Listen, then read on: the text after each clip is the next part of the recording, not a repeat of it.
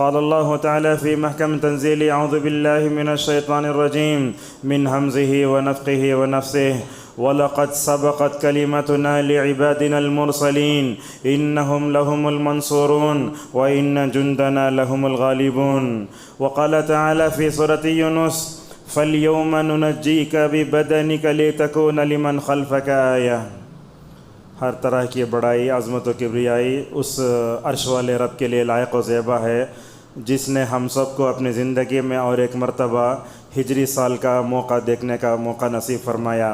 لاکھوں کروڑوں درود و سلام ہو تمام نبیوں پر، خصوصاً نبی کریم صلی اللہ علیہ وسلم پر جن کے ہم امتی ہیں۔ اللہ تبارک و تعالیٰ اس نئے سال کے آغاز میں ہم دعا کرتے ہیں کہ اللہ تعالیٰ اس سال کو امت کے لیے خیر و برکت کا ذریعہ بنائے، امن و سلامتی کا ذریعہ بنائے، اور ہم سب کو اپنا محاسبہ کرتے رہنے کی توفیق عطا فرمائے۔ معزز حاضرین، آج کے خطبے میں ہم اس عنوان سے کچھ باتیں آپ کے سامنے رکھیں گے۔ محرم یہ فتح و نصرت کا مہینہ ہے۔ معزز حاضرین، رمضان ایک ایسا مہینہ ہے جس میں اللہ تبارک و تعالیٰ نے اپنے نبی کریم صلی اللہ علیہ وسلم کو بہت سی کامیابیوں سے نوازا۔ آپ جانتے ہیں کہ بدر رمضان میں واقع ہوئی، مکہ فتح ہوا 8 ہجری 20 رمضان کو، اور اسی طریقے سے ہم دیکھتے ہیں کہ ماشاءاللہ یہ رمضان فتح و نصرت کا مہینہ ہے۔ اسی طریقے سے محرم کے مہینے کو بھی ہم دیکھتے ہیں تو اس میں یہ بھی معلوم ہوتا ہے اللہ تبارک و تعالیٰ نے محرم کے اس مہینے میں ماشاءاللہ دنیا کے بہت دو بڑے حادثات اس زمانے میں پیش آئے۔ ایک تو واقعہ ہے حضرت موسیٰ کا، بنی اسرائیل کو اللہ تعالیٰ نے کیسے نجات دی۔ دوسرا واقعہ ہے رسول اکرم صلی اللہ علیہ وسلم کی ہجرت کا۔ تو سال 9 کے اس موقع پر ہم دونوں ان قصوں کو رکھ کر آپ کے سامنے یہ بتائیں گے ماضی میں امت نے کیا کیا، گزشتہ سال امت کیسے تھی۔ اگر اس سال امت فتح و نصرت کا اگر پروانہ اپنے ہاتھ میں لینا چاہتی ہے، اللہ کے مدد کی مستحق بننا چاہتی ہے، تو اسے کیا کرنا چاہیے؟ انشاءاللہ وہ عناصر ہم آپ کے سامنے رکھیں گے۔ معزز حاضرین، سب سے پہلے ہم نے سورہ صافات کی 3 آیتیں پڑھی۔ اللہ تعالیٰ فرماتا ہے وَلَقَدْ سَبَقَتْ كَلِمَتُنَا لِعِبَادِنَا الْمُرْسَلِينَ۔ اللہ نے کہا ہماری بات رسولوں کے لیے گزر چکی ہے۔ کیا گزر چکی ہے؟ إِنَّهُمْ لَهُمُ الْمَنْصُورُونَ۔ اللہ نے کہا کہ تاریخ کے مختلف ادوار میں جب بھی نبیوں کو دنیا میں بھیجا گیا، ماشاءاللہ وہ تاریخ کے مختلف ادوار میں اللہ تعالیٰ کے نصرت کے مدد کے مستحق بنے، اور اللہ تبارک و تعالیٰ یہ وعدہ کرتا ہے وَإِنَّ جُنْدَنَا لَهُمُ الْغَالِبُونَ۔ اللہ فرماتا ہے ہمارا لشکر ہی کامیاب ہو کر رہے گا۔ کیا مطلب ہے؟ امت مسلمہ ہی دنیا میں حقیقی کامیابی کو پانے والی ہے۔ علامہ ابن تیمیہ رحمہ اللہ اس آیت کی تفسیر میں کہتے ہیں تاریخ کے ہر دور میں اللہ تعالیٰ نے علماء کو پیدا فرمایا۔ جو بھی قوم امت مسلمہ خصوصاً کتاب و سنت کو تھام کر رہے گی، اللہ تعالیٰ فتح و نصرت کے پروانے ان کو دیتا رہے گا۔ اگر امت راہ راست سے ہٹتی ہے، اللہ تبارک و تعالیٰ کی کامیابی کے مستحق نہیں ہو سکتی۔ معزز حاضرین، جو دوسری آیت ہے فرعون کے ڈبوئے جانے سے ہے۔ اللہ نے کہا فَالْيَوْمَ نُنَجِّيكَ بِبَدَنِكَ لِتَكُونَ لِمَنْ خَلْفَكَ آیَةً۔ اصل میں بات کیا ہے؟ فرعون بنی اسرائیل کو بہت ستاتا تھا۔ آپ جانتے ہیں عورتوں کو زندہ چھوڑتا، بچوں کو مارتا، اس طریقے سے بہت زیادہ ظلم کرتا تھا۔ تو جب اس کو ڈبو کر ہلاک کر دیا گیا تو بنی اسرائیل کے اندر فرعون کا ڈر اتنا بیٹھا ہوا تھا، بنی اسرائیل سے کہا گیا اے بنی اسرائیل، جو فرعون تمہارے اوپر ظلم کرتا تھا وہ آج ڈوب کر مر چکا ہے۔ جب جیسے چھوٹے بچے کو اگر ڈراتے رہے وہ چیز سامنے گے تو بچہ زیادہ ڈرتا۔ اب یہ بنی اسرائیل ڈوبو کر فرعون ڈوب کر ہلاک کیا گیا بولے تو بنی اسرائیل ماننے تیار نہیں ہے۔ اللہ تبارک و تعالیٰ نے سمندر کو حکم دیا، سمندر نے فرعون کی لاش لا کے باہر ڈالی۔ جب بنی اسرائیل نے دیکھا کہ فرعون مر چکا ہے، اس کے بعد اس کو یقین آیا۔ اللہ تبارک و تعالیٰ اسی فرعون کے بارے میں فرماتا ہے اے فرعون، آج ہم تیرے بدن کو یہاں لاتے ہیں تاکہ لوگوں کے لیے یہ عبارت بن جائے۔ معزز حاضرین، 1440 میں امت نے قدم رکھا ہے۔ ہمارے نئے سال کا آغاز محرم سے ہوتا ہے۔ ماہ محرم حرمت والے مہینوں میں ہے، جیسا کہ ابو بکر رضی اللہ عنہ کہتے ہیں ذوالقعدہ، ذوالحجہ، محرم اور رجب، یہ 4 مہینے حرمت کے ہیں۔ کیا مطلب حرمت کا؟ ان دنوں میں گناہ زیادہ نہیں کرنا چاہیے۔ عام دنوں میں انسان جو گناہ کرتا ہے اس سے ہٹ کر اگر کوئی انسان ان دنوں میں گناہ زیادہ کرے گا تو عذاب بھی زیادہ ہوگا، جیسا کہ ابن عباس رضی اللہ عنہما فلا تظلموا فیہن انفسکم کی آیت میں تفسیر میں فرماتے ہیں الذنب فیہن اعظم، ان دنوں میں گناہ بھی بہت بڑا ہے، لہٰذا ہمیں ہر طرح کے گناہ سے بچ کر نیکی کام کی طرف آگے بڑھنا چاہیے۔ یہاں ابن رجب حنبلی رحمہ اللہ کی ایک بات مجھے یاد آتی ہے، اللہ کے نبی صلی اللہ علیہ وسلم فرماتے ہیں یہ محرم اللہ کا مہینہ ہے، حالانکہ سارے مہینوں کا پیدا کرنے کا خالق اللہ ہی ہے، مگر نبی کریم صلی اللہ علیہ وسلم نے محرم کو اللہ کا مہینہ کہا۔ کیا مطلب ہے؟ مطلب یہ ہوا جب یہ اللہ کا مہینہ ہے تو اس کی حرمت کا خیال کرنا چاہیے۔ ابو عثمان النہدی رحمہ اللہ فرماتے ہیں ہمارے اسلاف رمضان کے آخری کے 10 دنوں کی، ذی الحجہ کے پہلے کے 10 دنوں کی، محرم کے 10 دنوں کی عظمت کرتے تھے، لہذا ہمیں بھی مکمل طور پر اس کی عظمت کا صحیح احساس ہونا چاہیے۔ معزز حاضرین، ماہ محرم کوسا مہینہ ہے؟ یہ بات حقیقت ہے۔ اللہ کے نبی صلی اللہ علیہ وسلم کے ایک مبارک نواسے جن کا نام تھا حسین، آپ سب جانتے ہیں، تقریباً ہجرت کے 50 سال کے بعد کربلا کے میدان میں ان کو شہید کیا گیا، جس کے نام پر نعوذ باللہ یہ شیعہ اور رافضی ماتم مناتے ہیں۔ یاد رکھیے محرم کا تعلق شہادت حسین سے نہیں ہے، اس کا تعلق کس سے ہے؟ اس کا تعلق موسیٰ کی شریعت سے ہے، اس کا تعلق جو ہے فرعون کے ڈبوئے جانے سے ہے۔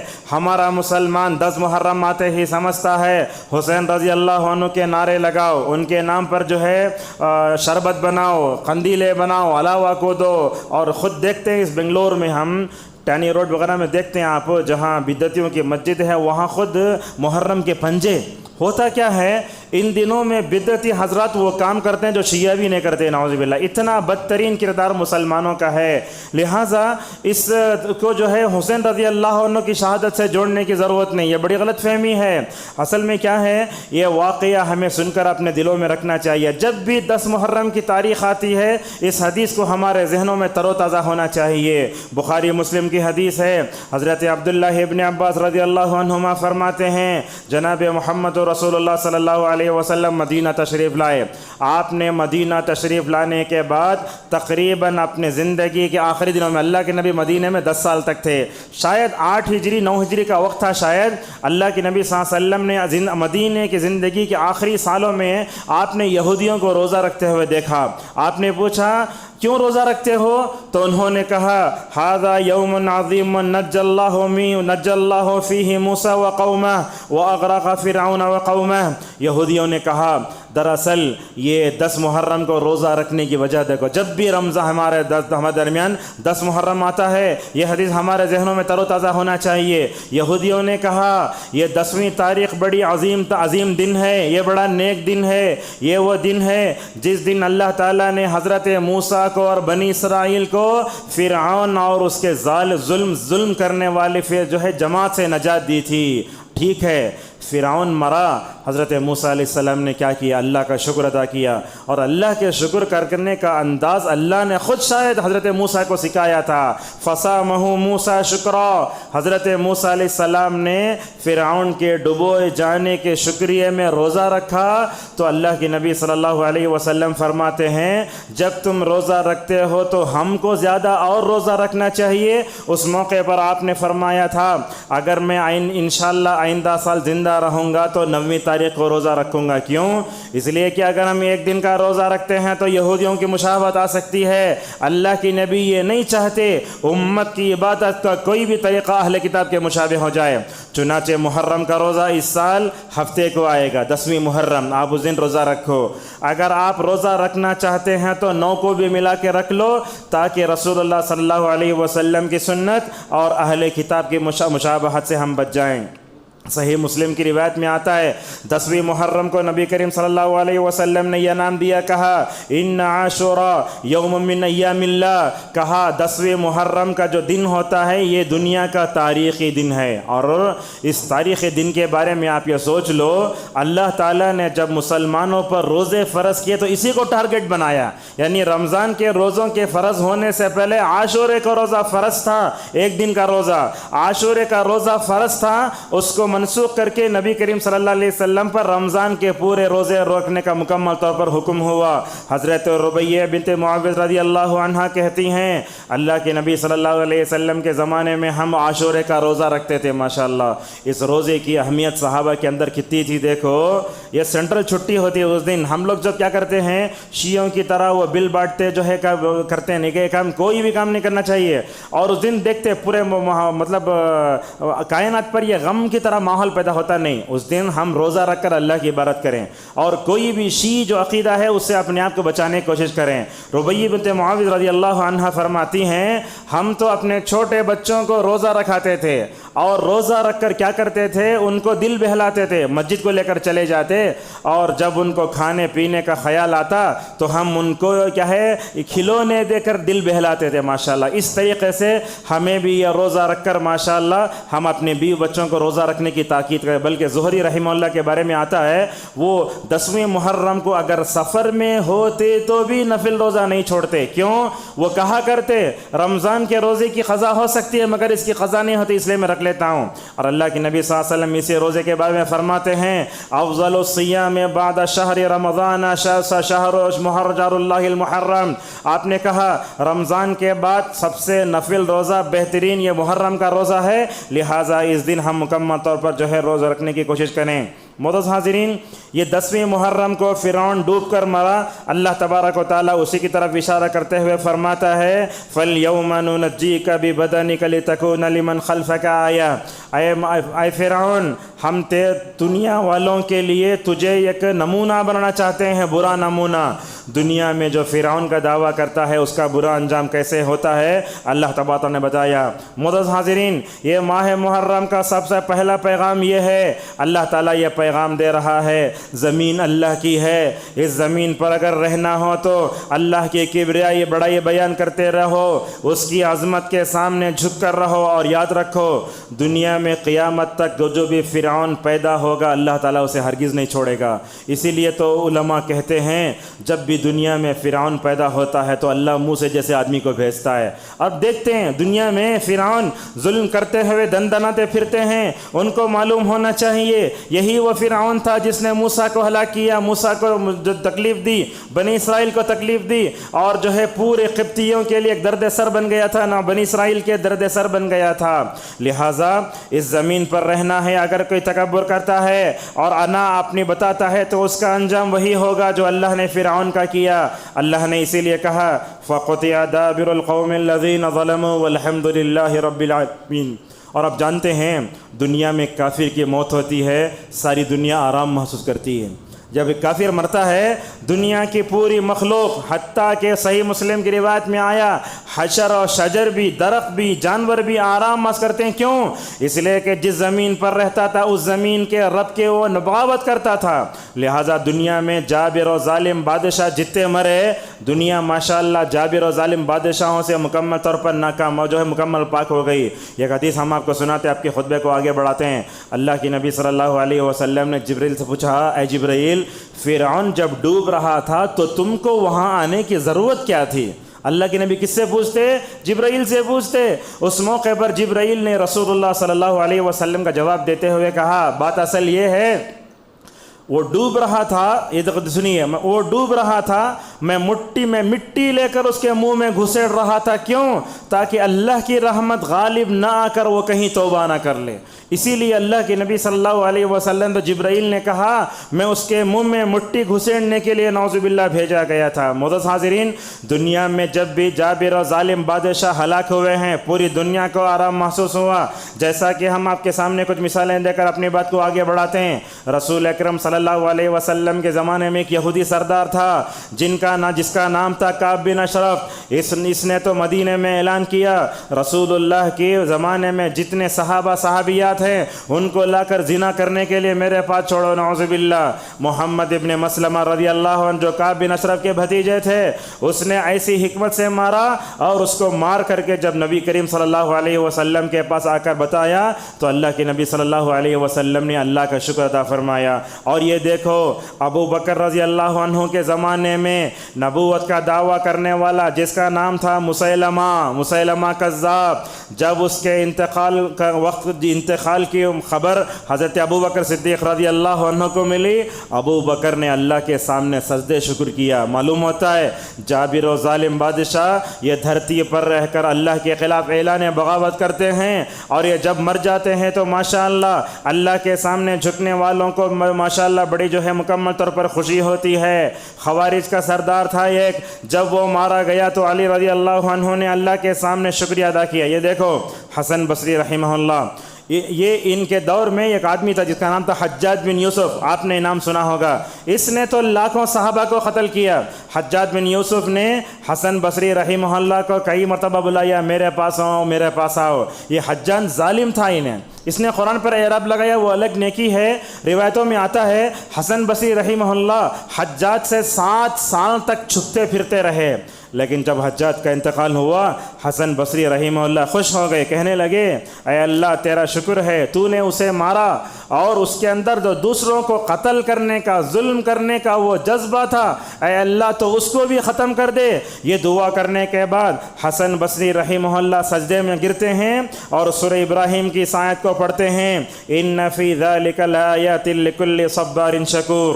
معزز حاضرین، ماہ محرم اللہ کا مہینہ ہے۔ محرم جب بھی آتا ہے ظالموں کے دنیا سے پاک ہو جانے کے ہم مکمل طور پر یاد کرتے ہیں، اور یہ ماہ محرم ہمیں یہ بھی یاد دلاتا ہے جہاں فرعون ڈوبا وہیں اللہ تعالیٰ نے توحید پرست اولو العزم پیغمبر حضرت موسیٰ علیہ السلام کو اللہ تبارک و تعالیٰ نے کامیابی کا پروانہ دیا، اور یہ ماہ محرم میں ہمیں بتاتا ہے اللہ کے اولیاء، اللہ کے مقرب بندے ماشاءاللہ کیسے کامیاب ہوتے ہیں۔ معزز حاضرین، ماہ محرم جب بھی آتا ہے تو امت شیعہ عقائد کا شکار ہو جاتی ہے۔ اب دیکھیں ہمارے معاشرے میں آپ دیکھتے ہیں امام کائنات، امام علی مرتضیٰ، امام حسن، امام حسین، علی کرم اللہ وجہہ، علی علیہ السلام، اس طرح کے نام ملتے۔ یاد رکھو، یہ بات یاد رکھو، آپ علی کا نام آؤ، حسین کا نام آؤ، حسن کا نام آؤ، فاطمہ کا نام آؤ، آگے پیچھے امام نہیں لگانا چاہیے۔ ہم بولتے امام حسین، آج سے غلطی کی اصلاح کر لو، کیا بولنا؟ حضرت حسین۔ اور جب ان کا نام آتا ہے تو بولتے ہیں علیہ السلام کیوں بولتے شیعہ؟ یہ بتانا چاہتے ہیں لوگوں جیسے انبیاء بڑے بڑے گناہوں سے پاک تھے، یہ ہمارے ائمہ بھی بڑے بڑے گناہوں سے پاک ہیں، وہ علیہ السلام نہیں بولنا چاہیے۔ کیا بولنا؟ علی رضی اللہ عنہ، فاطمہ رضی اللہ عنہ، حسن حسین رضی اللہ عنہ۔ نہ امام کا لفظ استعمال کرو نہ علیہ السلام کا استعمال کرو۔ ہمارے پاس کتابوں میں خطبوں میں خصوصاً محرم کے موقع پر جو بھی خطبات ہوتے ہیں ان خطبات میں ائمہ سب ممبروں سے امام کا لفظ بولتے ہیں۔ جہاں تک ہو سکے مکمل طور پر ہمیں اس سے بچ کر رہنا چاہیے۔ معزز حاضرین، حضرت موسیٰ کا اللہ تبارک نے قرآن میں کئی جگہ ذکر فرمایا، موسیٰ اور فرعون کا ذکر قرآن میں بہت جگہ آیا۔ اب دیکھو اللہ تبارک و تعالیٰ جس کو رکھتا ہے اسے کون چکتا ہے، جسے بولتے ہیں جسے اللہ رکھے اسے کون چکے۔ یہ فرعون تو تھا، ماشاءاللہ اللہ تبارک و تعالیٰ کے فیصلے ایسے ہوتے ہیں، اللہ کی قدرت ایسی ہوتی ہے، وہ دشمن کے محل میں خود پلتے ہیں، بڑھتے ہیں اور اس سے خود چیلنج کرنے لگتے ہیں۔ جب مصر میں اعلان ہوا ایک بچہ پیدا ہونے والا ہے، وہ بچہ کیا کرے گا؟ فرعون کے حکومت کا تختہ الٹے گا۔ اب کوئی آدمی کسی مسجد کا سیکریٹری ہے، صدر ہے، بڑا عہدہ ہوتا ہے، اس کا تختہ الٹنے گیا تو اس کی نیند حرام ہو جاتی۔ یہ فرعون پہلے سے حکومت کا نشہ اس کے اندر تھا، جب اسے معلوم ہوا کہ ایک بچہ پیدا ہو کر جو میرے حکومت کا تختہ الٹے گا، اس نے پورے سارے مصر میں بچوں کو قتل کرنے کا اعلان کر دیا۔ اب کیا ہوا؟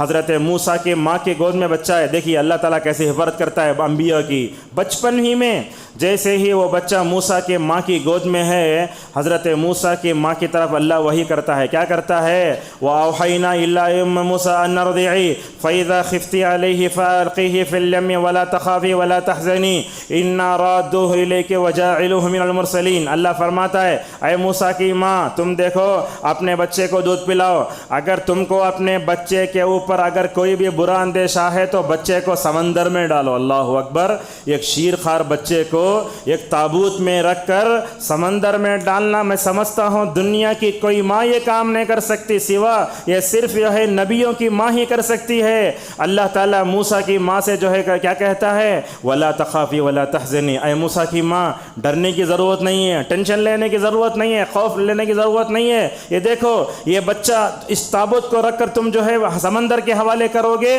انشاءاللہ اس بچے کو ہم تمہارے گود میں دیں گے اور رسول بنا کر ماشاءاللہ تمہاری طرف لوٹ آئیں گے۔ موسیٰ کی ماں اپنے شیرخوار بچے کو جو ہے اس میں ڈال دیتی ہے، سمندر میں ڈال کے جو ہے حوالے کر دیتی ہے۔ اللہ تعالیٰ وہ حضرت موسیٰ کی ماں کے تڑپتے دل کا انداز کیسے انداز سے فرماتا ہے، وَأَصْبَحَ فُؤَادُ أُمِّ مُوسَىٰ فَارِغًا، حضرت موسیٰ کی ماں کا دل کانپنے لگا۔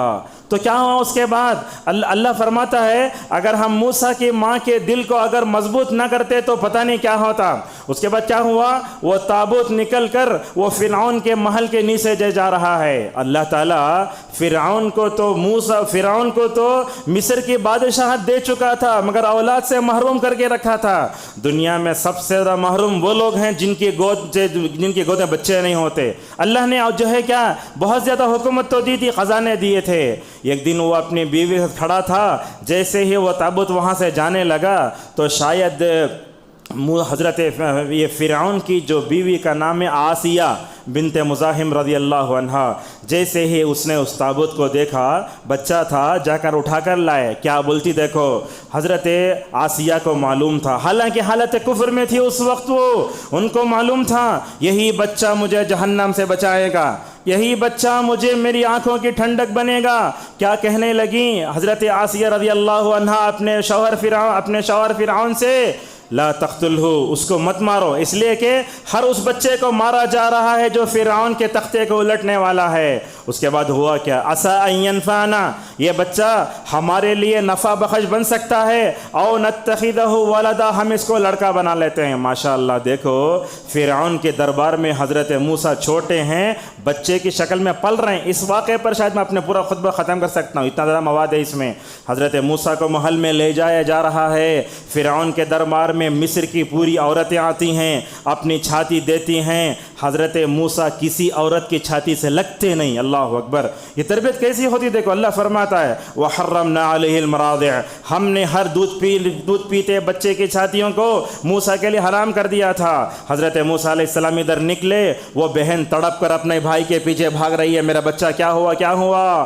حضرت موسیٰ کے بہن دربار میں پہنچتی ہیں، فرعون کے کہتی ہے هل ادلکم علی اہل بیت یکفلونہ وہم لکم ناصحون، کہنے لگے اے فرعون یہ گھر ہے، وہ گھر کی عورت ماشاءاللہ جب بھی وہ بچہ آتا ہے تو اس کا دودھ پینے لگتا ہے۔ تو بہن اپنے بھائی کے دیکھ کر فوراً اپنی ماں کے پاس جاتی ہے۔ موسیٰ کی ماں دیکھو، اللہ نے کہا تھا نا لوٹائیں گے، اللہ لوٹا رہا ہے۔ حضرت موسیٰ کی ماں فرعون کے دربار میں آ کر جیسے ہی موسیٰ کو اپنے ہاتھ میں لیتی ہے تو موسیٰ علیہ السلام اپنی ماں کے چھاتیوں سے لپٹ کر ماشاءاللہ دودھ پینے لگتے ہیں۔ دیکھو اللہ تبارک و تعالیٰ یوسف کی بھی حفاظت کیا وہ کنویں میں، یہاں بھی حضرت موسیٰ علیہ السلام کی بھی ماشاءاللہ مکمل طور پر حفاظت کر رہا ہے۔ معزز حاضرین، موسیٰ علیہ السلام بڑے ہو کر جب فرعون جو خدائی کا دعویٰ کرنے والے اس کو توحید کا دعوت، فرعون کیا بولا؟ الم نربک فینا ولیدا ولبست فینا من عمرک سنین، اے موسیٰ تو ہمارا بچہ تھا، تو ہمارے پاس بچہ ہو کر پلا بڑا، تو نے اپنے بچپن پورا ہمارے محل میں گزارا، آج تم جو ہے میرے خدائی کے دعوے کو للکار رہے ہو۔ ماشاءاللہ حضرت موسیٰ علیہ السلام اور پھر ہارون علیہ السلام کو اللہ فرعون طرف بھیجتا ہے۔ دیکھو دنیا میں جو بڑے لوگ ہوتے ہیں ان کے پاس جا تو پرمیشن لینا پڑتا ہے، اپائنٹمنٹ لینا پڑتا ہے۔ یہاں فرعون سے ملنے کی کوشش کر رہے ہیں حضرت موسیٰ و ہارون، فرعون اجازت دینے کے لیے تیار ہی نہیں ہو رہا ہے۔ جب اجازت مل گئی اللہ تبارک و تعالیٰ موسیٰ و ہارون کو دربار میں بھیجتا ہے۔ کیا دیکھو خدائی کا دعویٰ کرنے والے کے سامنے جا کر دعوت دو، تب بھی نرمی سے دعوت دو۔ اللہ نے کہا فَقُولَا لَهُ قَوْلًا لَّيِّنًا، اے موسیٰ و ہارون، یہ خدائی کا دعویٰ کرنے والا فرعون ہے، اس کے دربار میں جاؤ تو بھی کیا کرو، نرم بات کہو۔ حضرت موسیٰ بولے اے اللہ میں جا رہا ہوں، میرا سینہ تنگ ہو رہا ہے، مجھے اچھی طرح بات کرنے نہیں آتا۔ دیکھو بڑا بھائی ہو کر چھوٹے بھائی کے صلاحیت کا کیسے اعتراف کرتا ہے۔ حضرت موسیٰ کہنے لگے وَأَخِي هَارُونُ هُوَ أَفْصَحُ مِنِّي لِسَانًا، بولنے لگے اے اللہ یہ ہارون کی زبان میرے سے زیادہ اچھی ہے، میرے ساتھ بھیج۔ اللہ نے کہا ٹھیک ہے تم دونوں جاؤ۔ جانے سے پہلے حضرت موسیٰ دعا کرنے لگے رب اشرح لی صدری ویسر لی امری واحلل عقدۃ من لسانی یفقہوا قولی۔ اور یہاں بڑا ٹرننگ پوائنٹ ہے، دنیا کے بڑے سے بڑے آدمی کے پاس بھی جاؤ، ڈرو نہیں۔ اچھا نہیں ڈرنا تو کیا کرنا، اللہ کا ذکر کرنا۔ ولا تنیا فی ذکری، حضرت موسیٰ دعا کرتے ہوئے، ہارون دعا کرتے ہوئے فرعون کے دربار میں پہنچے، ایسے سوالات کر رہا ہے، اگر کوئی عام آدمی ہو تو فرعون کا جواب نہیں دے سکتا۔ یہ موسیٰ و ہارون کی اللہ نے ایسے تربیت فرمائی، ایک طرف تو اللہ سے ان کا تعلق مضبوط، اللہ کا ذکر کرتے ہوئے جا رہے ہیں۔ اللہ فرماتا ہے اننی معکما اسمع وارا، کہتے اے موسیٰ و ہارون فرعون کے دربار میں جاؤ، میں تمہارے ساتھ ہوں، دیکھتا بھی ہوں سنتا بھی ہوں، فرعون جو بات کرے گا وہ بھی سن رہا ہوں۔ اے موسیٰ و ہارون تم توحید کی جو دعوت ان کے سامنے پیش کرو وہ بھی سن رہا ہوں۔ اور اللہ تسلی دیتا ہے انا معکم مستمعون، صرف سنتا نہیں غور سے سنوں گا۔ ماشاءاللہ پورے قرآن کو کھنگال کر دیکھو فرعون نے کیسے کیسے سوالات کیا موسیٰ و ہارون سے۔ اور یہاں ایک بات بھی ہے، جو بھی سوال ہوا وہاں سوال کا جواب موسیٰ نے دیا۔ اس سے معلوم ہوتا ہے چھوٹا بھائی بڑے بھائی کی موجودگی میں بات نہ کرے۔ اگر چاہتے تو ہارون جواب دے سکتے تھے، مگر ہر بات کا جواب موسیٰ علیہ السلام نے ایسے دیا۔ اگر میں موٹی زبان میں کہوں تو یہ کہہ سکتا ہوں ہر ایک جواب اس کے منہ پر ٹیپ لگا رہا ہے، انہیں کچھ پوچھنا چاہ رہا ہے، حضرت موسیٰ ایسا جواب دے رہے ہیں فرعون جو ہے ہکا بکا رہ گیا۔ معزز حاضرین، حضرت موسیٰ علیہ السلام اور ہارون علیہ السلام اس کے پاس گئے اور جو ہے بڑے خطرناک انداز سے اس نے دبانے کی کوشش کی، مگر حضرت موسیٰ علیہ السلام نے بڑی اچھی بات کی۔ اور دیکھو اللہ تعالیٰ سورہ قصص میں موسیٰ و ہارون جب اس کے دربار میں کیسا بول گئے قال سنشد عضدک باخیک ونجعل لکما سلطانا فلا یصلون الیکما بآیاتنا انتما ومن اتبعکما الغالبون۔ اے موسیٰ تم یہ چاہتے ہو کہ ہم تمہارے ساتھ ہارون کو بھیجے، جاؤ ہم تمہاری تائید کرتے ہیں حضرت ہارون کے ذریعے، انشاءاللہ تم دونوں غالب ہو کر رہو گے۔ اور اللہ تعالیٰ نے حضرت موسیٰ علیہ السلام کو 9 نشانیاں دیں، جس کو لے کر ماشاءاللہ حضرت موسیٰ علیہ السلام کامیاب رہے۔ آپ دیکھو موسیٰ علیہ السلام توحید پرست، حضرت ہارون توحید پرست، ان دونوں کو دبانا چاہا فرعون مگر دبا نہیں سکا۔ اس سے معلوم ہوتا ہے بندہ اگر عقیدہ توحید میں ہو اللہ تعالیٰ کی کامیابی جو ہے آسمان سے ایسے ہی اسی پر اترتی ہے۔ اور اسی وقت دیکھو موسیٰ نے کیا کیا، فرعون نے جادوگروں کو بلایا تھا، جادوگروں کو بلایا مقابلہ کرو، جسے بولتے ہنومان کی جے فلاں کی جے، وہ جادوگر آ کر کیا بولے وقالوا بعزت فرعون کی جے، کیا ہوگا اگر ہم کامیاب ہوں گے؟ فرعون نے کہا تم کو پیسے بھی دوں گا، دبدبہ دوں گا، سب دوں گا۔ ہوا کیا، اب آئے جادوگر ایک طرف، اور دیکھو موسیٰ علیہ السلام کی دعوت کیسی تھی، وہ جادوگروں کا مقابلہ کرنے کے لیے حضرت موسیٰ علیہ السلام نے عید کا دن منتخب فرمایا۔ کیوں؟ اس لیے کہ اس دن سارے لوگ مکمل طور پر چھٹی میں رہتے ہیں، یہ ہوتی ہے دعوت، یہ تو ہے دعوت میں حکمت۔ عید کا دن تھا، سب لوگ موجود ہیں، وہ جادوگر آ کے پوچھتے موسیٰ تم ڈالتے کہ ہمیں ڈالنا ہے؟ مقابلہ شروع ہوا۔ ماشاءاللہ حضرت موسیٰ علیہ السلام ایک معمولی سے لاٹھی لے کر کانپ رہے ہیں۔ اللہ فرماتا ہے لا تخف انک انت الاعلی، اے موسیٰ ڈرنے کی ضرورت نہیں ہے، ڈرنے کی ضرورت نہیں ہے، تم ہی سر بلند رہو گے، جادوگر کہیں سے بھی کامیاب نہیں ہوں گے۔ ولا یفلح الساحر حیث اتی، جب لاٹھی ماری تو معمولی سانپ بنا، اس کے بعد جو ہے سانپ بن کے اژدھا بنا، اور اژدھا بن کر جب وہ جادوگروں کی طرف سے پھینکی ہوئی ساری رسیوں کو نگلنے لگا، دن کے ابتدائی آغاز میں فرعون کی جے بولنے والے یہ کہہ رہے ہم موسیٰ و ہارون کے رب پر ایمان لائیں۔ یہ کیا ہوتا ہے، یہ جادو کیا کرتا ہے، انسان کے دماغ کو خراب کرتا ہے۔ اور جادوگر جو اس وقت تک فرعون دیکھ رہا تھا، فرعون کی جے بولنے والے اب کیا بول رہے ہیں، موسیٰ و ہارون کے رب پر ایمان لائیں۔ فرعون نے دیکھا یہ میرے طرف آنے کے بجائے میرے اپوزیشن میں چلے جا رہے ہیں، اور آ کر انہوں نے ماشاءاللہ حضرت موسیٰ و ہارون کے رب پر ایمان کا اعلان فرمایا اور ماشاءاللہ فوراً سجدے میں گر گئے، یہ بتانے کے لیے رب جادو کر کے ہم تیرے سے قریب تھے، فرعون کی جے بولنے والے تھے، یہ موسیٰ کا معجزہ دیکھ کر ہم تیرے سے قریب ہو رہے ہیں۔ دیکھو دنیا میں جو بھی آدمی توحید پرستوں کا دشمن ہوتا ہے وہ حقیقت میں اپنے وقت کا فرعون ہے۔ کیا کیا؟ فرعون بولا یہ تمہارا ہاتھ کاٹا تو یہ پیر کاٹتا ہوں، یہ پیر ہٹا تو یہ ہاتھ کاٹتا ہوں، اور تم کو کھجور کے تنوں پر تم کو پھانسی دوں گا۔ اور اللہ اکبر، جب مومن کے رگ میں، اس کے خون میں، اس کے دماغ میں ایمان آ جاتا ہے، دنیا کی کوئی طاقت اس ایمان کو روک نہیں سکتی۔ کیا کہنے لگے فرعون، کیا کہنے لگے جادوگر، اے فرعون یہ دنیا کی زندگی تو ختم کرے گا مگر آنکھ بند کرنے کے زندگی کے بعد کا تو مالک نہیں ہو سکتا۔ اب دنیا میں جتنی حکومتیں ہیں دیکھ لو، کب تک ان کی حکومت، ان کی آنکھیں کھلی رہنے تک ان کی حکومت رہے گی، مگر آنکھوں کے بند ہونے کے بعد حکومت کس کی رہے گی؟ اللہ تبارک و تعالیٰ کی ہوگی۔ معزز حاضرین، اللہ تبارک و تعالیٰ سورہ قصص میں یہ کمزوروں کو اللہ کیسے اٹھاتا ہے، ظالموں کو کیسے تباہ و برباد کرتا ہے، اس کی طرف اشارہ کرتے ہوئے کہتا ہے وَنُرِيدُ أَن نَّمُنَّ عَلَى الَّذِينَ اسْتُضْعِفُوا فِي الْأَرْضِ وَنَجْعَلَهُمْ أَئِمَّةً وَنَجْعَلَهُمُ الْوَارِثِينَ وَنُمَكِّنَ لَهُمْ فِي الْأَرْضِ وَنُرِيَ فِرْعَوْنَ وَجُنُودَهُ مِنْهُمْ مَا كَانُوا يَحْذَرُونَ۔ اللہ فرماتا ہے، خصوصاً محرم کے ان دنوں میں ان آیتوں کو پڑھو، اللہ فرماتا ہے زمین میں جن لوگوں کو کمزور سمجھا گیا ہم ان لوگوں کو اٹھانا چاہتے ہیں، ان کو اٹھا کر امام بنانا چاہتے ہیں۔ ذرا نبی کریم صلی اللہ علیہ وسلم کی زندگی دیکھو، مکے میں آپ صلی اللہ علیہ وسلم کتنے تھے، آپ کے صحابہ کتنے تھے؟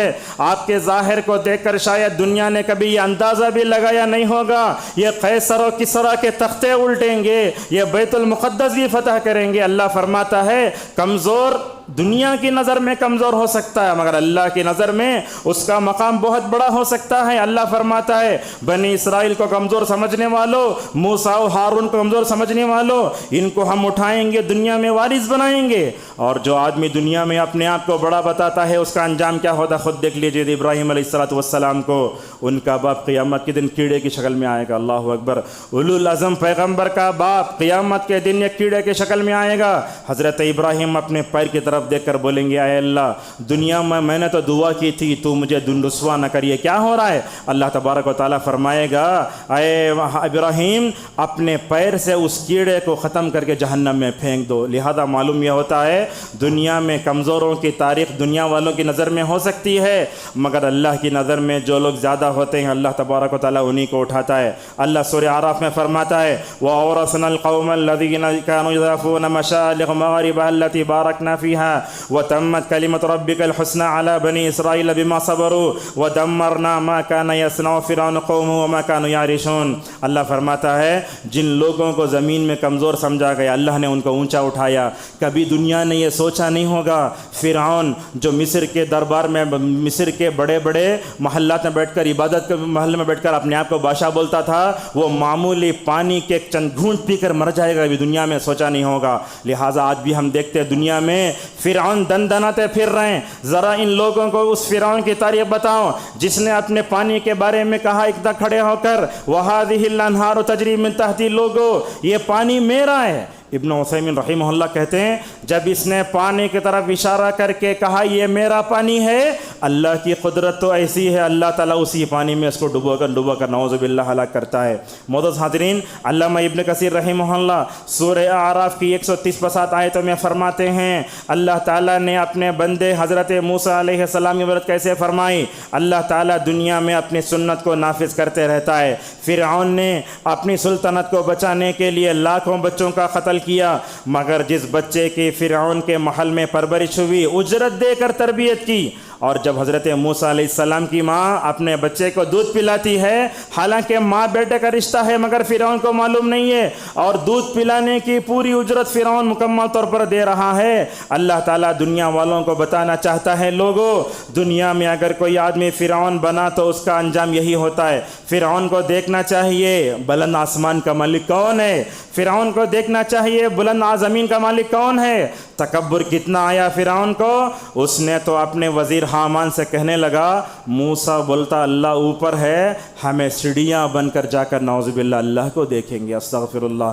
جب دیکھو انسان تکبر میں آتا ہے تو کہاں تک اللہ تبارک و تعالیٰ کو دیکھنے اور اللہ تبارک و تعالیٰ کی کبریائی پر نعوذ باللہ حملہ کرنا چاہتا ہے۔ معزز حاضرین، وقت کم ہے، بات کو سمیٹتے ہوئے ہم یہ کہنا چاہتے ہیں، حضرت موسیٰ علیہ السلام کے ذریعے اللہ نے بنی اسرائیل کو فرعون کے ظلم سے نکالا۔ موسیٰ علیہ السلام دیکھیے بڑا ٹرننگ پوائنٹ ہے، موسیٰ علیہ السلام بنی اسرائیل کو لے کر نکلے، تو حضرت موسیٰ کے سامنے سمندر ہے، آپ بھی سمندر کے پاس گئے، میں بھی گئے، وہاں گئے تو وہاں آنے والی موجوں سے ہم اپنے چپل کو بچا نہیں سکتے، کوئی آدمی لڑک کر چلے جاتا ہے، کتنے لوگ ایسے ہیں جو سمندر کے منہ میں چلے جاتے ہیں۔ حضرت موسیٰ کے ساتھ تقریباً پتہ نہیں کتنے لاکھ بنی اسرائیل کا جو ہے وہ مرکز یہ ہے، پورا جم غفیر ہے۔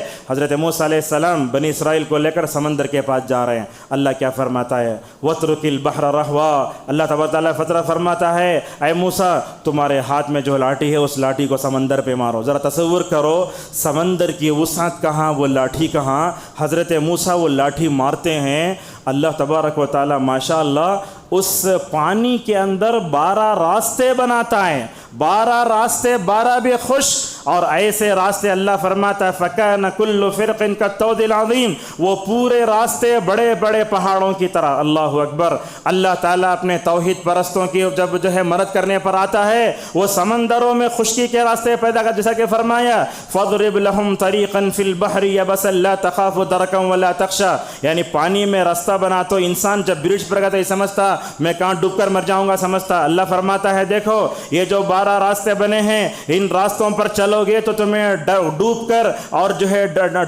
تمہیں ڈوب کر مرنے کا یا کس طریقے سے پھسلنے کا کوئی اندیشہ نہیں ہوگا۔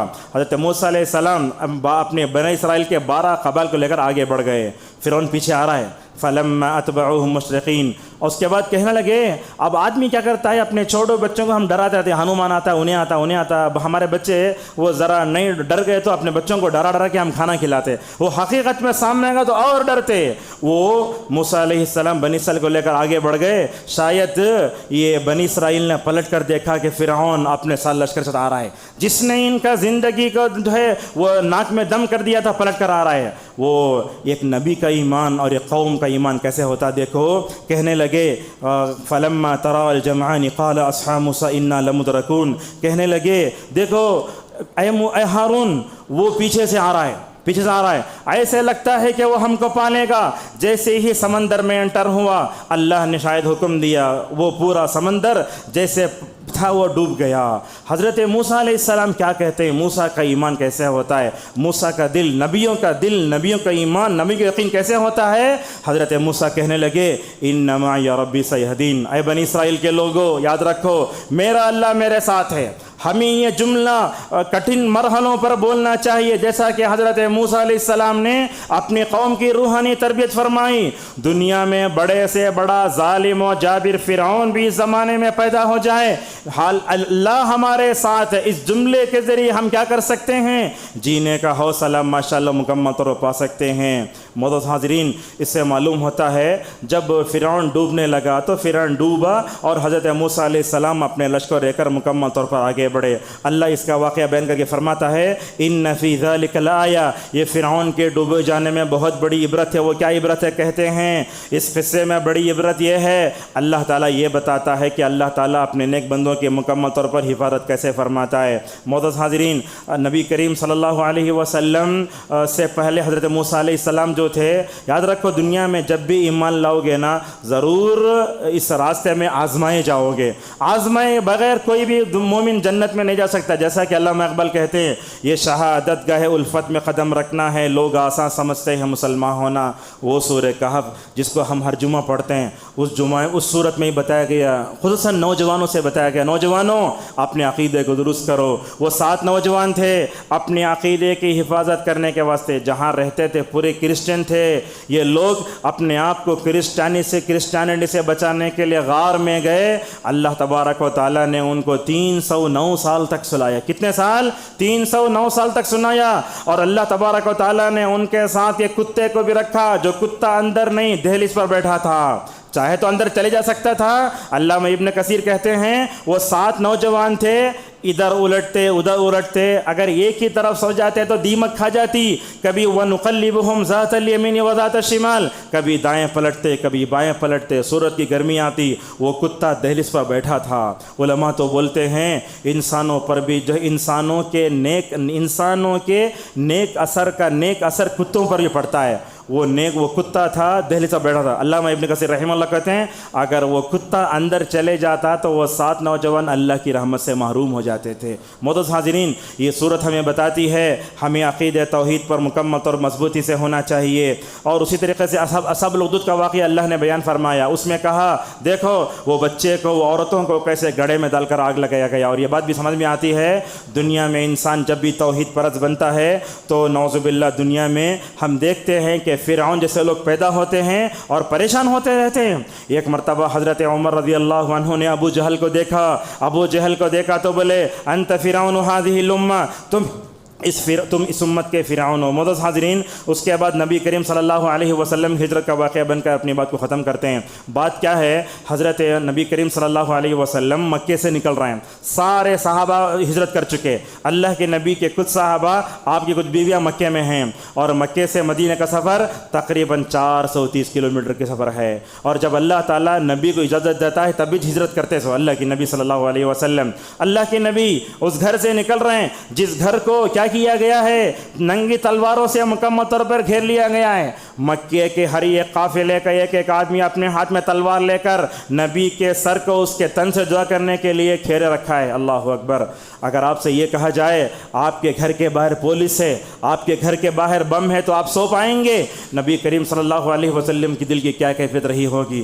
آپ کے گھر کو ننگی تلواروں نے گھیر کر رکھا ہے. اللہ کی نبی صلی اللہ علیہ وسلم سورہ یاسین کی آیت پڑھتے ہیں وَجَعَلْنَا مِن بَيْنِ أَيْدِيهِمْ سَدًّا وَمِن خَلْفِهِمْ سَدًّا فَأَغْشَيْنَاهُمْ فَهُمْ لَا يُبْصِرُونَ. اللہ فرماتا ہے ہم نے آپ کے پیچھے اگلے ہر طریقے سے رکاوٹیں پیدا کر دیں. اللہ تعالیٰ نے قریش کے نوجوانوں پر اونگ طاری کر دی. سارے لوگ اونگتے ہوئے اپنی تلواروں کو لے کر گر رہے تھے. اس درمیان میں یہ اللہ کا محبوب بندہ خلیل امام کائنات محمد رسول اللہ صلی اللہ علیہ وسلم ماشاءاللہ آسانی سے نکل جاتے ہیں. یہ سب واقعات بیان کرنے کا کیوں؟ یہ سب جو ہے ہجرت کے واقعے سے ہی حضرت عمر رضی اللہ عنہ نے اسلامی کیلنڈر کو جوڑا. اللہ کے نبی وہاں سے نکلے، ایک پہاڑ پر چڑھے. میں آپ کو بتاؤں یہ ادھر آپ دیکھیں گے پہاڑ ہندوستان وغیرہ کے بڑے بڑے چٹان ہوتے ہیں جس پر آپ پیر رکھ کر چڑھ سکتے ہیں. جیسے میں نے اس سے پہلے خطبات میں بتایا یہ سعودی کے جو پہاڑ ہوتے ہیں ایک دم سلوں کی طرح ہوتے ہیں، اس پر روحانی تربیت یافتہ انسان ہی چڑھ سکتا ہے. اللہ کے نبی صلی اللہ علیہ وسلم ابو بکر رضی اللہ عنہ مکے سے نکلتے ہیں، وہ غار میں جا کر پناہ لیتے ہیں. اللہ اکبر. وہ غار میں جانا چڑھنا 3 دن تک. آپ سفر میں گئے، پانی کا باٹل نہیں لے تو کیا حالت ہوتی؟ ذرا اس سفر کے بارے میں تصور کرو. اللہ کے نبی بھی ابو بکر رضی اللہ عنہ اس غار میں جا کر پناہ لیتے ہیں. اللہ اکبر. غار میں جا کر پناہ لیتے ہیں تو دوسری طرف مکے میں اعلان ہوتا ہے جو بھی محمد رسول اللہ کا سر لائے گا ہم اس کو 100 اونٹ دیں گے. اللہ کے نبی کے مبارک سر کی قیمت کا اعلان ہو رہا ہے مکے میں. اس طرف لوگ نکلے تلاش کرتے ہوئے. عرب کی قوم کیسے معلوم؟ جیسے سانپ آ کر چلا تو آپ نشانات دیکھ کے سانپ پہچان لیتے، ویسے وہ گھوڑے کے اور جانوروں کے نشانات دیکھ کر پہچان لیتے کہ یہ کون کہاں سے گزرا ہے. اللہ کے نبی صلی اللہ علیہ وسلم اندر، ابو بکر اندر ہیں. تلاش کرتے کرتے دشمنان اسلام نعوذ باللہ غار کے منہ تک پہنچ گئے. ذرا کیا دل کو تصور کر کے دیکھیے اگر ہمارا دشمن ہمارے گھر کے دروازے پر کھڑا ہو تو کیا حال ہوگا. ابو بکر صدیق رضی اللہ عنہ تڑپنے لگا، بے قرار ہو گئے. ابو بکر رضی اللہ عنہ نے اس موقع پر نبی کریم صلی اللہ علیہ وسلم سے فرمایا یا رسول اللہ یہ کیا دیکھو غار کے منہ کے پاس دیکھو، اگر یہ اپنے پیر کی طرف بھی دیکھیں گے ایسا ہم تو نظر آ جائیں گے. ماشاءاللہ رسول اللہ صلی اللہ علیہ وسلم کا دل دنیا میں کس نے پایا تھا؟ یہ وہ دل تھا جس پر 23 سال آسمان سے وحی اتری تھی. اللہ تو قرآن کے بارے میں فرماتا ہے اگر قرآن کو پہاڑ پر اتارتے تو پہاڑ پورا ریزہ ریزہ ہوتا. یہ کیسا دل تھا جس کے اندر اللہ تبارک نے وہ ایمان، وہ یقین، وہ توکل، وہ اللہ تبارک و تعالیٰ پہ معیت پر ایمان تھا. حضرت ابو بکر رضی اللہ سے نبی کریم صلی اللہ علیہ وسلم نے پوچھا اے ابو بکر دیکھو ایک میں ہوں ایک تم ہیں، ہم دونوں اللہ کی ذات ہے۔ اور کہنے لگے لا تحزن ان اللہ معنا، اللہ تبارک و تعالیٰ کیا مطلب؟ حضرت موسیٰ نے کہا اللہ میرے ساتھ ہے، یہاں اللہ کے نبی ابو بکر سے بول رہے ہیں اللہ تبارک و تعالیٰ مکمل طور پر ہمارے ساتھ ہے۔ معزز حاضرین دیکھو مکے سے مدینے کا سفر نبی کریم صلی اللہ علیہ وسلم نے اونٹوں پر کیا۔ دیکھو اہم بات ہے، اللہ تعالیٰ اگر چاہتا نا معراج کی رات میں جیسے نبی کو کہاں سے کہاں لے گیا، مسجد اقصیٰ سے مسجد اقصیٰ سے مسجد حرام سے مسجد اقصیٰ اور مسجد اقصیٰ سے ساتوں آسمانوں کی سیر، جنت کی نظر، مناظر، جہنم کے مناظر، اللہ تعالیٰ سے ہم کلامی کا شرف، نماز کا تحفہ سب لے کر نماز فجر سے پہلے مکے میں تھے۔ اللہ تعالیٰ اگر چاہتا تو واقع معراج کی طرح رسول اللہ صلی اللہ علیہ وسلم کو مکے سے اٹھا کر مدینے میں لمحوں میں رکھ سکتا تھا۔ اللہ نے بتایا دیکھو دنیا میں جتنے بڑے بنو گے آزمائشیں اتنی بڑی آتی ہیں، لہذا نبی کریم صلی اللہ علیہ وسلم 10 دن کا سفر طے کر کے ماشاءاللہ مدینہ پہنچتے ہیں۔ معزز حاضرین اس خطبے کے آخر میں ہم یہ بات آپ کے سامنے بتانا چاہتے ہیں، بات یہ ہے اگر امت اللہ تعالیٰ کی کامیابی، اس کی فتح و نصرت کی مستحق ہونا ہے تو کیا چاہیے؟ میں سمجھتا ہوں آج امت اس موقع پر اس موڑ پر کھڑی ہے، امت یہ کہہ رہی ہے اللہ کی مدد کب آتی، اللہ کی مدد کب آتی؟ یاد رکھو اللہ تعالیٰ نے مدد کا تو وعدہ فرمایا، مگر مدد آنے کے لیے کچھ شرطیں، جب تک امت اس پر نہیں اترتی اللہ تبارک و تعالیٰ مدد نہیں کرے گا۔ مگر یہ بات بھی ہے اللہ تعالیٰ رسول اللہ کی امت کو بے یار و مددگار بھی نہیں چھوڑے گا۔ سب سے پہلے اپنے ایمان اور عقیدے کو مکمل اور مضبوط کرو۔ میں آپ سے پوچھتا ہوں اللہ تعالیٰ نے قرآن میں مسلمان کہہ کر یہ نہیں کہا کہ تم سر بلند رہو گے، اللہ نے کہا مسلمان سے مومن بن کر بتاؤ۔ آج ہم مسلمان ہیں مومن نہیں ہیں،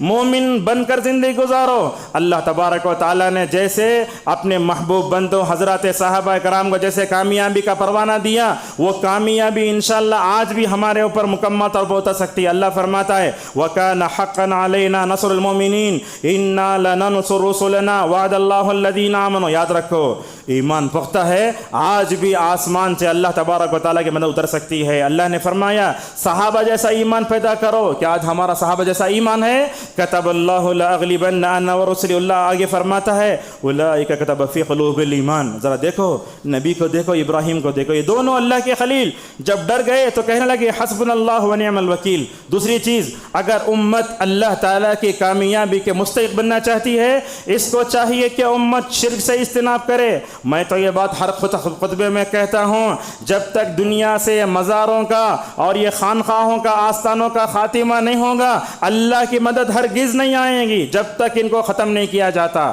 لیکن بات ہوتی ہے تو بات یہ ہے لوگوں کو مسجدوں سے کوئی تعلق نہیں، وہاں عرسوں سے، آستانوں سے، خانقاہوں سے، مزاروں سے نعوذ باللہ محبت پیدا ہو گئی ہے۔ معزز حاضرین اس شرک نے کیا کیا معلوم ہے؟ ایک آدمی کو کینسر کی بیماری پیدا ہوا تو اندر سے کیا ہوتا؟ پورا کھوکھلا ہو جاتا۔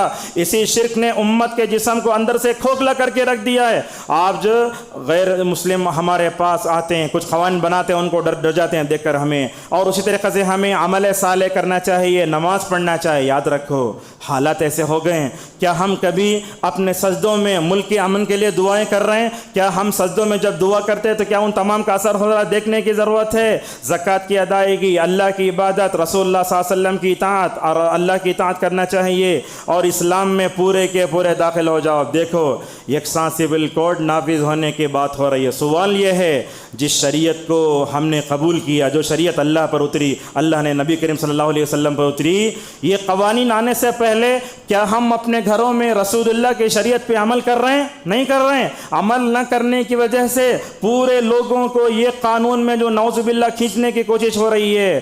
حضرت عمر رضی اللہ عنہ، دیکھیے اس واقعے پر اپنی بات کو ختم کرتے ہیں۔ حضرت عمر رضی اللہ عنہ جب وہ بیت المقدس فتح کرنے جا رہے تھے، حال کیا دیکھو، جو آدمی بڑا ہوتا ہے کرسی پر بیٹھ جاتا ہے، جو آدمی بڑا ہوتا ہے فلیٹ میں اڑتا ہے۔ یہ وقت کا خلیفہ جا رہے ہیں کیا کرنے ہیں؟ بیت المقدس کو فتح کرنے۔ جب جا رہے ہیں ایسے موقع پر حضرت عمر نے اپنے غلام کو اوپر بٹھا دیا، اللہ اکبر، اور وقت کا خلیفہ اون کی رسی کو پکڑ کر نیچے جا رہے ہیں۔ سارے لوگوں نے دیکھا، دیکھو اسلام میں یہ غلام کی کیا حالت ہے، ایک خلیفہ کی کیا حالت ہے۔ ابو بکر صدیق عمر رضی اللہ عنہ خلیفہ نیچے چل کر جا رہے ہیں، اون پر بیٹھائے غلام، ذرہ آگے بڑھے۔ حضرت جیسے آج آتا نا جاتے جاتے میں کیا آتا ہے برج بھی آتا ہے، جاتے جاتے بیت المقدس کو ایک جگہ ایسی آئی حضرت عمر رضی اللہ عنہ کو اپنے پاؤں سے ساکس بھی نکالنے پڑے۔ اللہ اکبر، کیا تکلیف پڑ رہے تھے کہ حضرت عمر رضی اللہ عنہ اپنے پیر سے ساکس نکالنے لگے، ساکس نکال کر یہ گڑھا تھا وہ گڑھے سے آگے بڑھنے لگے۔ وہاں حضرت ابو عبیدہ رضی اللہ عنہ کھڑے ہوئے تھے، کہنے لگے یا امیر المومنین اگر آپ بولتے تو ہم آپ کے لیے بہتر انتظام کر سکتے تھے، کیا وقت کے خلیفہ ہو کر اپنے پیر سے ساکس بھی نکال رہے ہیں، چل رہے ہیں اور گڑھے سے ہو کر آگے بھی بڑھ رہے ہیں۔ اس موقع پر عمر رضی اللہ عنہ نے ابو عبیدہ سے ایک جملہ کہا اے ابو عبیدہ تمہارے پاس عزت کا یہ معیار ہے، مجھے معلوم نہیں تھا، میں تو یہ نہیں سمجھتا تھا کہ تم یہ بات کہو گے۔ اس وقت ایک جملہ کہا، اس جملے کو آج ہمارے معاشرے کی بھی ضرورت ہے۔ کہنے لگے اللہ ہم ایسی قوم ہیں، اللہ تعالیٰ نے ہم کو اسلام کے ذریعے عزت بخشی ہے، اگر ہم اپنی عزت اسلام کے علاوہ کہیں بھی ڈھونڈیں گے ذلیل ہو جائیں گے۔ آج یہی نہ ہو رہا ہے، ہم اسلام کے ماننے والے ہیں مگر اسلام کی طرف انتساب کرتے ہوئے ہم اپنے آپ کو شرماتے ہیں۔ کمزوروں کے حقوق کو ادا کرنا چاہیے، دعا کا اہتمام، صالحیت، اللہ پہ توکل، اللہ تبارک و تعالیٰ کی میت پہ ایمان۔ اللہ تعالیٰ کن لوگوں کے ساتھ ہے؟ اللہ متقی لوگوں کے ساتھ ہے۔ اللہ کن لوگوں کے ساتھ ہے؟ صبر کرنے والوں کے ساتھ ہے۔ اور یاد رکھو خدمت خلق کا جذبہ، ماشاءاللہ دلی میں جو سیلاب آیا اس سیلاب میں دیکھو ماشاءاللہ کتنی تصویریں ہیں، کتنے مسلمانوں کی تحریکوں تنظیموں نے ماشاءاللہ غیر مسلموں کی ماشاءاللہ مدد کی۔ غیر مسلم تو یہ کہتے ہیں یہ ہمارے لیے پتہ نہیں کہاں سے غیبی طور پر مددگار آ گئے۔ اس وقت ہندوستان میں رہ کر اپنے اخلاق سے برادران وطن کے اخلاق کو جیتنے کی ضرورت ہے۔ اپنے اندر حسن اخلاق پیدا کرو، بدعت و خرافات سے مکمل طور پر دور رہو اور اللہ تبارک و تعالیٰ کے دین کی مدد کرو، اور ذات پات کو چھوڑو، برادری چھوڑو، میں شیخ خاندان کا، تو وہ خاندان کا، تو وہ خاندان کا۔ یہ خاندان یہ سب کیا ہے؟ یہ اصل میں کیا ہے؟ اللہ جیسے یہ گلی کا نام ہوتا ہے، وہ گلی کا نام کیوں؟ میپ کے واسطے۔ یہ خاندان اور برادری کے جو نام ہیں وہ پہچان کے لیے ہیں، اس کو رکھ کر اگر ہم لڑ لیے تو نعوذ باللہ ناکام ہو جائیں گے۔ رسول اللہ صلی اللہ علیہ وسلم نے فرمایا تھا کسی کالے کو گورے پر، کسی گورے کو کالے پر کوئی عزت نہیں سوائے تقوی کی وجہ سے۔ ہمارے اندر صبر کا مکمل طور پر یہ ہونا چاہیے۔ اور آخر کے کرنے کے دو کام ہیں، وہ یہ ہے سال کا آغاز ہو رہا ہے محرم کا، اس موقع پر آپ اپنے پاس ایک ڈائری رکھو۔ وہ ڈائری میں کیا کرنا، سونے سے پہلے دن بھر کیا کرے اس میں لکھو آپ۔ اس کا فائدہ کیا ہوگا؟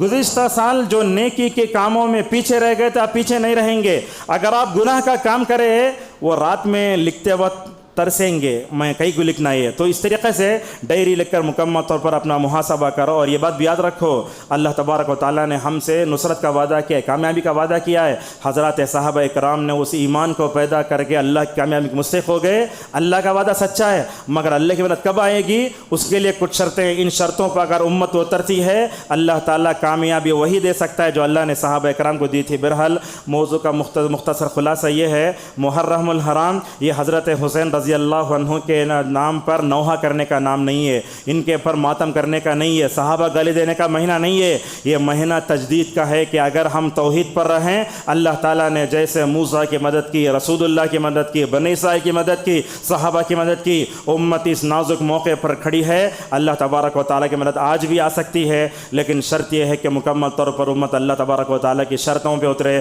جیسا کہ اللہ نے کہا وَلَا تَهِنُوا، لوگو غمگین مت ہو جاؤ، ٹینشن مت لو، تم ہی سر بلند رہو گے مگر شرط یہ ہے کہ تمہارے اندر ایمان آ جائے۔ اللہ تبارک و تعالیٰ سے ہماری دعا ہے اللہ تبارک و تعالیٰ ہم سب کو اپنے اندر حضرت موسیٰ کی طرح، نبی کریم صلی اللہ علیہ وسلم طرح، ابراہیم کی طرح اور صحابہ کی طرح اپنے اندر پختہ ایمان پیدا کرنے کی توفیق عطا فرمائے۔ اللہ تبارک و تعالیٰ ہم سب کو اللہ تعالیٰ کی مدد کے جو شرطیں ہیں اصول و ضوابط ہیں ان تمام پر اترنے کی ہم سب کو توفیق عطا فرمائے۔ وآخر دعوانا الحمد للہ رب العالمین۔